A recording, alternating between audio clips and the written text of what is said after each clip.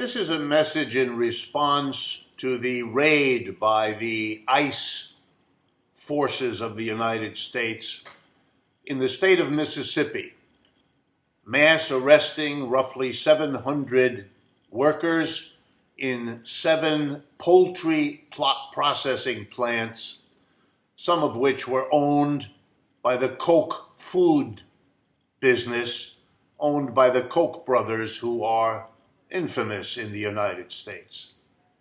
I want to talk about what that mass arrest was about, because it was not about law enforcement.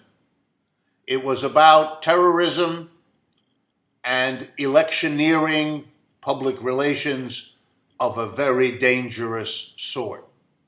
And the fact that it came within a few days of an individual practicing mass terrorism on the people in a Walmart in El Paso, Texas, should have suggested to many people what I'm now trying to put into words.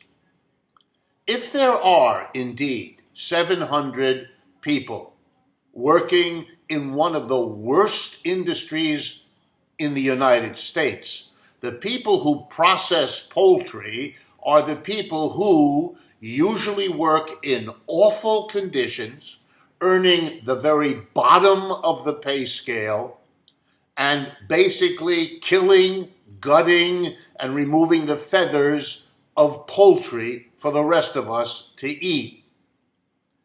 Let's suppose that 700 of them may have been, as the government assumed, illegal or undocumented immigrants, which is a violation of the law, rather like driving too fast in a zone on the highway. In the latter case, you get a ticket.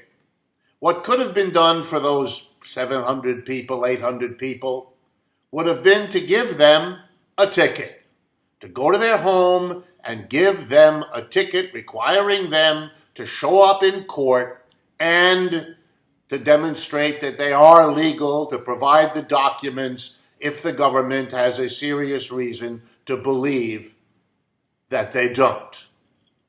Just like the government can compel you to go to court to prove that you weren't in fact speeding when they have a reasonable supposition that you were. If they had done that, each of these people, in the privacy of their home or on their way to and from work, would have received a ticket from an officer. They would have been therefore able to arrange their affairs to be in court at the requisite time. They could have taken care of their children so that they would be looked after, rather than be confronted when they come home from school with parents that are they don't know where. Those children are innocent. They don't deserve this treatment. No one is threatened by their parents being given a ticket rather than rounded up by uniformed officers. If they didn't show up in court, that would be itself a violation of the law, something which an undocumented immigrant would be the last one to risk, since it basically means immediate deportation. So it could have been solved in a humane, appropriate way. Why was the law not enforced that way?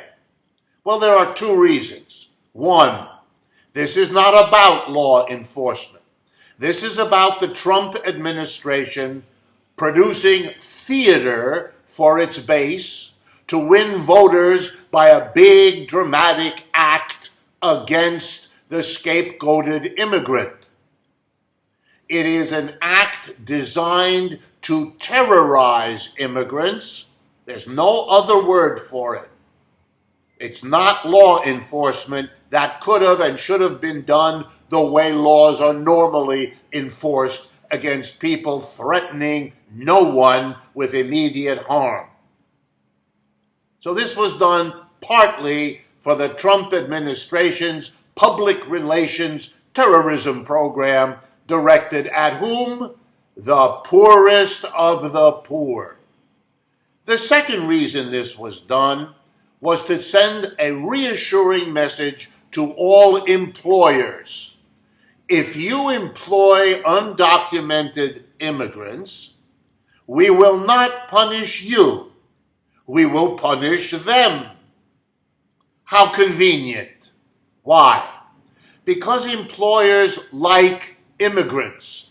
Immigrants will do work that native people, Americans, will shy away from, like poultry processing.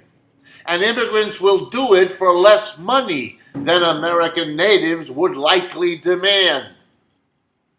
Even better for employees are undocumented or illegal immigrants, because those people you can pay even less to. You can forget to pay them 1 week. You can underpay them the next week. You know why? Because they can't go to the authorities and complain, because they're not documented immigrants. And of course, the employer has the paper that the undocumented immigrant may have shown, as if the employer didn't know the papers could be and often are fraudulent. That's fine with the employer, because having a record of the paper exonerates the employer and keeps him or her from arrest. They can exploit those workers, which they do mercilessly, and not worry that they will be bothered by the police, which is exactly the theater that the Trump administration performed, arresting all those people, sacrificing their personal lives, their children, and all sorts of others for the terrorism and public relations of Mr. Trump's re-election campaign. The only proper response to that event was, shame on you. This is Richard Wolff for Democracy at Work.